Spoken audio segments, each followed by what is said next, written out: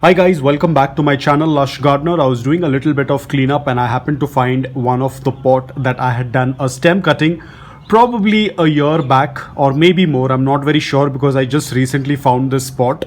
It's a very old pot, as you can see, and this is how it tends to look like. This was the initial stem wherein we had the mother plant.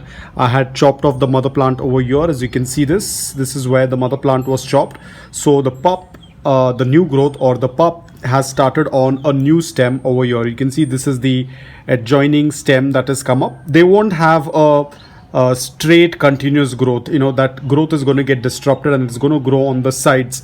I'm not very sure what's going on with the mother stem. It's not rotted. Probably over the period of time it has got very mature because the stem is very stiff. It's not turned soft, so that is a good thing. I don't know if it is going to provide me any more of the pups, but now because we have one healthy pup that is growing from it, I will be going ahead and separating it. It also has a very tiny pup over here. I think I'm going to leave this as it is and try to cut this portion. It's going to be a little difficult, but we will try it. So I will try to find where exactly I can cut. I think I'm going to do it over here because it has aerial roots as well. There we go.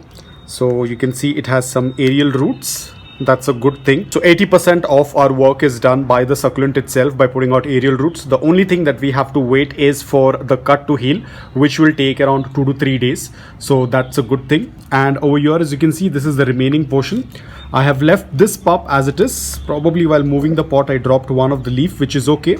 So we still have this one pup. And now after I have done the cutting, probably in a couple of months, it's going to give me another few pups over here. The mother stem is going to stay as it is. There's no issue with that. So I'm going to leave this pot as it is and we will concentrate on this one. So I'll take out the lower leaves and I can keep them for propagation. You can see just with one tiny stem we can create a batch of succulents like that. So these are all the leaves that I can keep aside and use for propagation. I'm going to keep it aside because this tray is a little bit wet, so I have to be a little careful.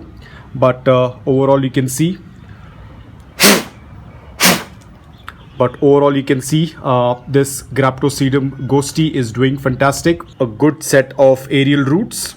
All we have to do is callus.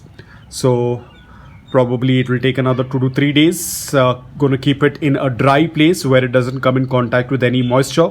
It's going to be kept in indirect bright light for it to heal, and then we can go ahead and put it into the soil because it already has air root. But again, we won't be watering the same day. The succulent is very well hydrated. We can wait for a couple of days, maybe 4 days, 5 days, 6 days.